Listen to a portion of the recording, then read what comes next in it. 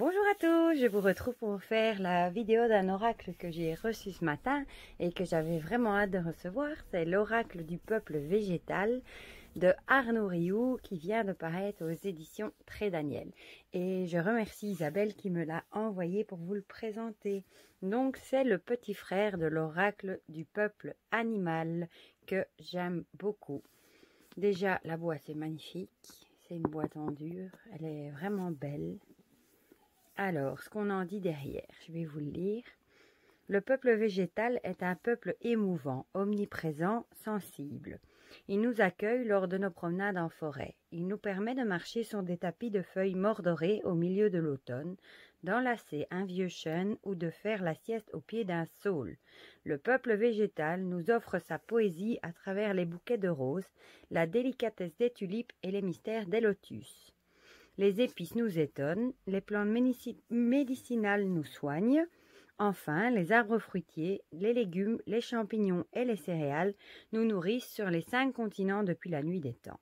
Il est temps de considérer le peuple végétal comme un peuple à part sensible, indispensable et complexe, avec lequel nous pouvons apprendre à vivre une belle intelligence et en respect.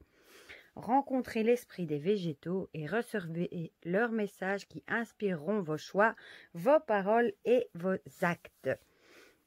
Après l'oracle du peuple animal, Arnaud Rioux nous offre l'oracle du peuple végétal, un coffret composé de 52 cartes et d'un livre complet pour comprendre les messages des plantes et recevoir leur énergie. Arbres maîtres, plantes nourricières, enseignants, guérisseurs ou encore artistes, les végétaux se retrouvent en 8 familles pour nous transmettre leur essence, nous apporter leurs réponses et nous accompagner au quotidien. Donc, on a un coffret de 52 cartes et un livre de 224 pages. Et il est vendu au prix de 26 €. J'aime beaucoup la couleur verte du coffret aussi. Alors, on va ouvrir le bébé. Voilà l'intérieur. Hop. Alors, on a le livre qui est assez épais. Ça fait quand même 230 pages. Et les cartes dans un beau petit pochon. Comme d'habitude, on va commencer par regarder le livret. Je vais vous rapprocher un petit peu. Voilà. Alors, on a le sommaire avec une introduction, comment utiliser cet oracle, avec des tirages, des petites informations sur les cartes renversées, etc. On va découvrir ça ensemble. Différents tirages. Alors, il y a les différentes catégories de cartes, les maîtres ou bosquets des druides, les guérisseurs, les révélateurs, les enseignants, les nourricières, les artistes, les bâtisseurs, les chamans, et alors des notes et du même auteur.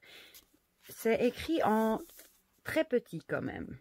Si vous avez des problèmes de vue, ça va peut-être poser un petit souci. Alors, une introduction. Voilà, des remerciements à qui il a dédié le livre. J'aime beaucoup Arnaud Rioux. D'ailleurs, il a un compte Instagram, il a un compte Facebook et il a une chaîne YouTube aussi où il propose pas mal de vidéos dans son moulin, des vidéos qui font réfléchir. J'aime beaucoup et le cadre est magnifique de là où il fait ses vidéos. Donc voilà, comment utiliser cet oracle, ça c'est assez courant. Tirage à une carte. Lorsqu'un végétal vient nous visiter dans le tirage. Les 8 familles des végétaux. Bon, là, il nous explique toutes les catégories. Ça, je vous laisserai lire. Alors, les mots-clés, la signification renversée, le message du végétal, le rituel du végétal et rencontrer tous les végétaux. Alors, on a les différents tirages. Le tirage de l'évolution à 3 cartes, le tirage de la relation à 2 cartes, tirage de la relation à 3 cartes et tirage de relation à 4 cartes.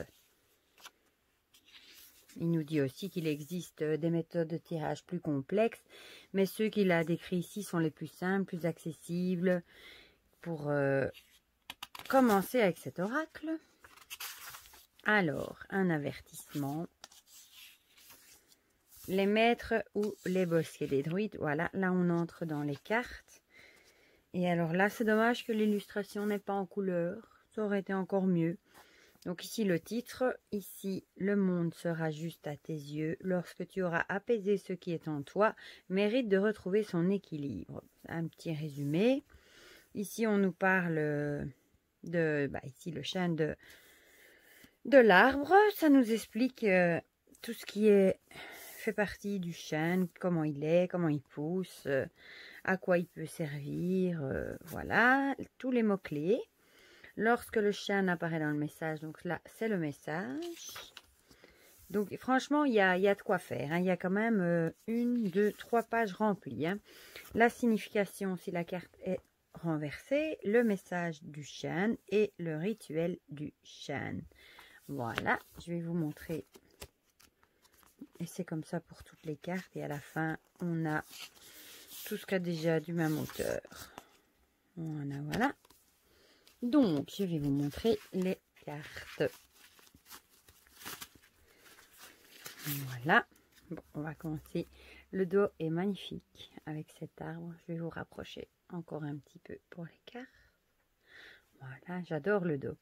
Les tranches sont dorées. Les cartes sont pas si grandes que ça. Elles sont d'une bonne taille. En hauteur, je dirais même peut-être bien la taille tarot. En largeur, elles sont plus larges. La qualité est très bonne. Alors, ici vous voyez, on a les différentes catégories qu'on a vues. Elles sont en différentes couleurs. Alors, on va commencer par la catégorie des artistes avec le coquelicot. J'adore le coquelicot. Magnifique. L'Edelweiss. Le lilas, magnifique, j'en ai dans mon jardin et c'est toujours un plaisir de faire un bouquet. Le lotus, j'aime bien avec le livre, la bougie en lotus, j'en ai aussi un dans mon jardin, un lotus. Le narcisse, magnifique. La rose, sont vraiment belles ces cartes. La tulipe.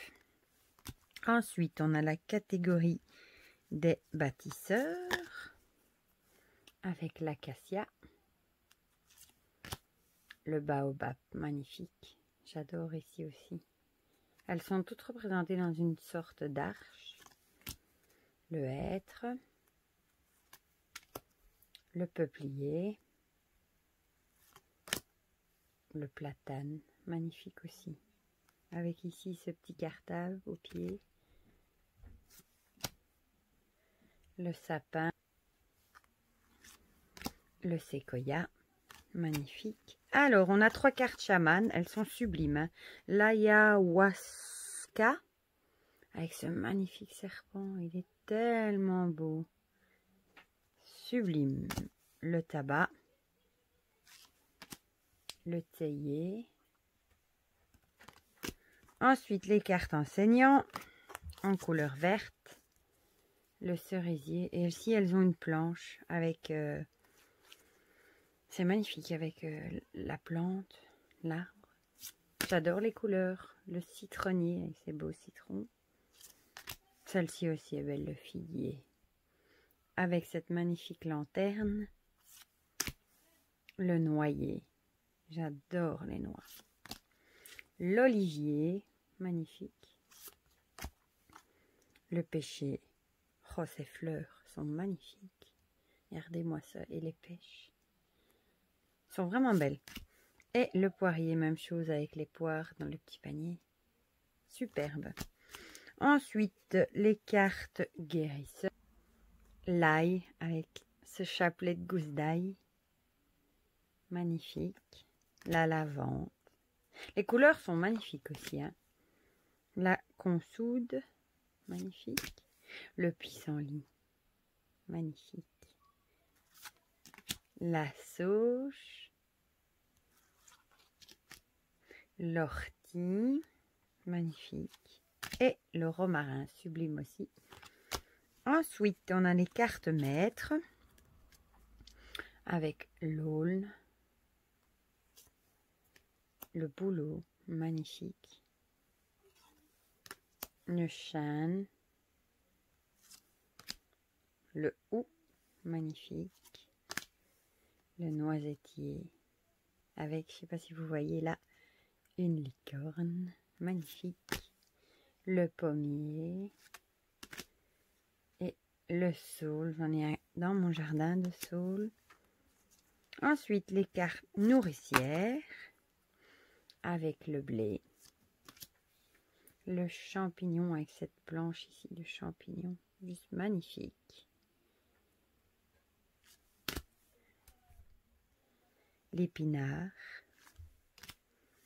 La laitue, magnifique. La pomme de terre, j'adore.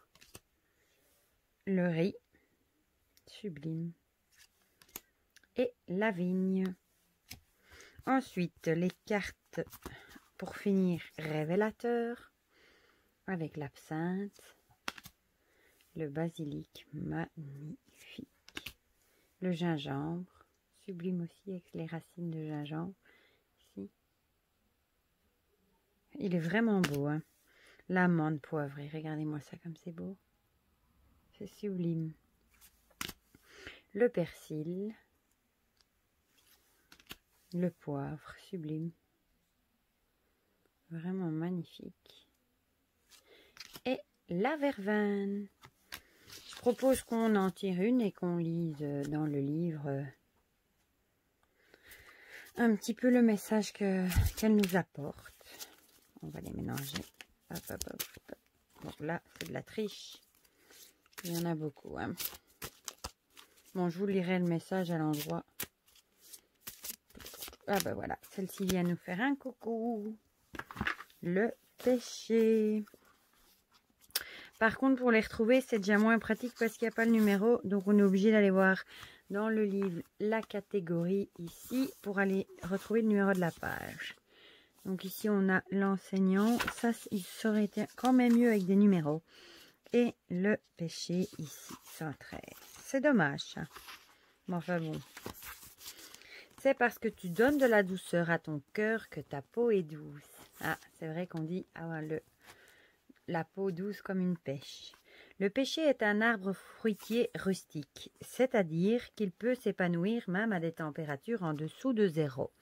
Pour autant, il préfère les climats chauds et tempérés pour réchauffer ses fruits. Le pêcher se plaira dans une terre aérée, drainée, légère et riche en matière organique. On plante l'arbre de préférence lors de belles journées d'automne.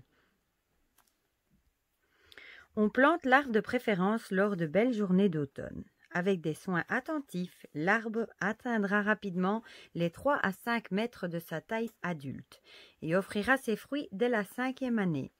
Cet arbre fruitier est très social et aime qu'on s'occupe de lui. Après avoir offert ses fruits, il apprécie qu'on le taille, qu'on élimine ses branches mortes ou fragiles à la fin de l'hiver, qu'on le couvre de bouillie bordelaise pour le prémunir des maladies.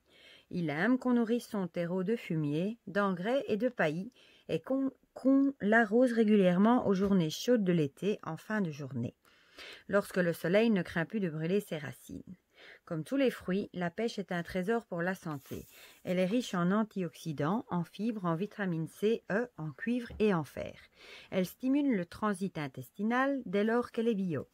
Elle se consomme avec la peau pour bénéficier de tous ces trésors de santé. La pêche réduit le risque de maladies cardiovasculaires et de certains cancers. Elle a des effets bénéfiques sur la vue et freine les affections de l'œil. Telles que les cataractes. Elle élimine le vieillissement des cellules. On trouve des sources de l'origine du pêcher en Perse, comme on en trouve en Chine, où sa culture existait déjà il y a 4000 ans. Le pêcher voyage du Proche-Orient à l'Italie, au bassin méditerranéen et au midi de la France. Au Moyen-Âge, le pêcher n'est pas populaire. Mais il est reconnu pour ses vertus médicinales. On se concentre sur ses feuilles, son écorce et sur son amande, mais le fruit est délaissé. On peut imaginer que les pêches d'alors n'avaient pas les qualités gustatives qu'elles ont acquises aujourd'hui. Le pêcher se métamorphose au fil des siècles qui feront évoluer ces différentes variétés petit à petit. À force d'évolution, le pêcher a amélioré ses fruits, le rendu moins amer, plus sucré. Il a rendu sa chair plus généreuse et son fruit plus goûteux. En Chine, le pêcher occupe une place particulière. Sa force symbolique l'associe à la longévité. Il poussait dans les jardins sacrés et offrait ses fruits d'immortalité tous les 1000 ans. La fleur de péché et son fruit décorent les vases et la vaisselle de l'Empire. Au Japon, la fleur de péché est associée au mariage, à la virginité et à la fidélité. Peut-être est-ce la couleur diaphane des fleurs de péché qui rappelle le teint des jeunes femmes. Pour le Nouvel An chinois, il est d'usage de déposer des branches de péché devant sa porte pour écarter les mauvais esprits et attirer protection et fidélité sur sa maison. Par sa symbolique et son pouvoir magnétique, le péché est un symbole largement utilisé en Feng Shui pour asseoir les bases énergétiques de l'habitat. Si son fruit est raffiné et délicieux, c'est qu'il a su s'améliorer au fil des siècles. Le péché reste un pilier du verger et un symbole aussi délicat que précieux à la santé, la longévité et la vie. Alors, pour les mots-clés, on a la santé, la longévité, le raffinement, le soin, l'attention, la guérison, la transmission, la protection, le mariage, l'harmonie, la virginité, la fraîcheur, la douceur, la sensualité et la peau. Alors, lorsque le péché vous apparaît dans le tirage. Bon, évidemment, quand vous tirez une carte, si vous êtes pressé, vous n'êtes pas obligé de lire toute l'histoire de l'arbre. Et puis bon, si vous l'avez déjà lu une fois d'avant, vous pouvez directement passer aux mots-clés et au message du péché. Bon, alors, le péché est l'enseignant de la douceur. C'est un arbre délicat et élégant. Son enseignement est doux. Par sa peau duveteuse et sa chair sucrée, le péché vous invite à la sensualité, la tendresse, la délicatesse. Le péché vient vous rassurer. Il vous enseigne à quel point vous avez tendance à vous inquiéter lorsque vous vous projetez dans le futur et à vivre dans le regret lorsque vous vous accrochez au passé. L'harmonie et la paix se révèlent dans la plénitude du moment présent. Appréciez l'instant présent, respirez profondément, se concentrer sur les sensations corporelles, sur vos 5 sens ou sur vos pensées sont autant de supports qui vous permettent de mieux vivre l'instant. Le péché vous enseigne l'immortalité. Craignez-vous d'être immortel? Le péché vous questionne. Que considérez-vous comme immortel? Votre âme, votre esprit? Et que considérez-vous comme mortel? Votre corps, vos pensées? Savez-vous distinguer ce qui est éternel de ce qui est temporel? Car vous vivez avec ces deux attractions. Incarnez pleinement votre corps et sa dimension duelle et périssable, et élevez-vous vers l'immensité, vers la non-dualité et vers l'immortalité. C'est entre l'attraction de ces forces spirituelles et matérielles, éternelles et temporelles, telluriques et cosmiques, que vous incarnez votre humanité. C'est dans la douceur que le péché vous y invite. Alors, je vais toujours vous lire la signification renversée, comme ça, vous avez une idée complète de ce qu'on vous offre dans le livre pour une carte. Dans sa position renversée, le péché attire votre attention sur un manque de soin que peut-être vous vous accordez. Cela peut être au niveau de votre corps. Prenez-vous vraiment soin de votre peau, car la peau est l'un des organes les plus précieux du corps humain. Il est l'intermédiaire entre l'intérieur et l'extérieur, vous et les autres. La peau est ce que l'on voit de vous. Prenez-vous soin de votre peau. Respire-t-elle profondément? La nettoyez-vous avec délicatesse? Lui prodiguez-vous des soins quotidiens? Lui évitez-vous d'être irrité de produits chimiques, de maquillage, de pollution? Méditez sur votre peau, sur les pores de la peau qui sont autant de portes vers l'extérieur. Prenez-vous soin des pensées que vous ruminez. Il existe une véritable hygiène relationnelle et énergétique qui consiste à prendre soin de ses pensées, celles qu'on rumine quotidiennement. En les identifiant, vous pouvez choisir de conserver celles qui vous font du bien en excluant les autres. Alors, le message que le péché veut nous délivrer. Je suis le péché, le grand frère du verger. J'aime qu'on prenne soin de moi, car j'ai compris combien nous sommes liés les uns aux autres. Lorsque le jardinier me prodigue autant de soins, lorsqu'il est attentif à mes branches mortes, coupe mes fruits délicatement, me nourrit, m'arrose, il est réjoui et fier des fruits que je lui offre.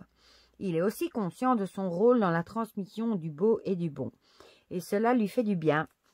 Ainsi, il s'en sent aussi responsable que géniteur. Prendre soin de moi lui fait du bien.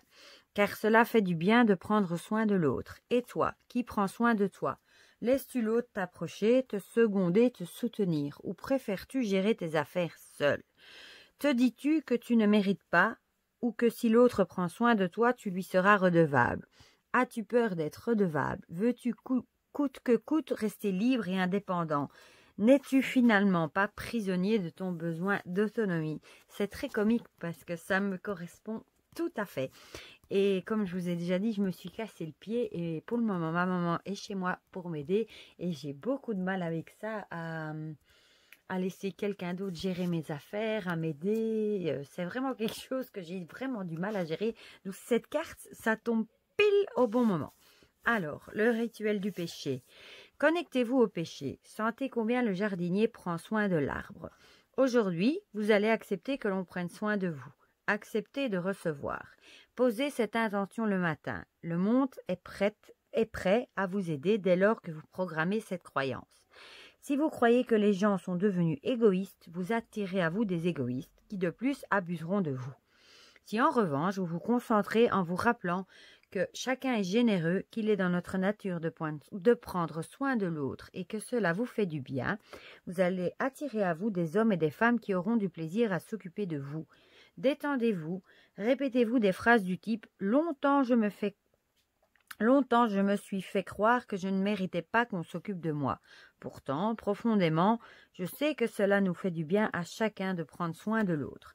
Aujourd'hui, j'accueille la divinité en moi. J'ose être une déesse et un dieu, et j'accepte que l'on s'occupe de moi. Car s'occuper de moi, c'est prendre soin de l'humanité. » Voilà, j'espère que cette petite présentation de l'oracle du peuple végétal vous aura plu, que ça vous aura décidé à savoir si vous voulez vous le procurer ou pas.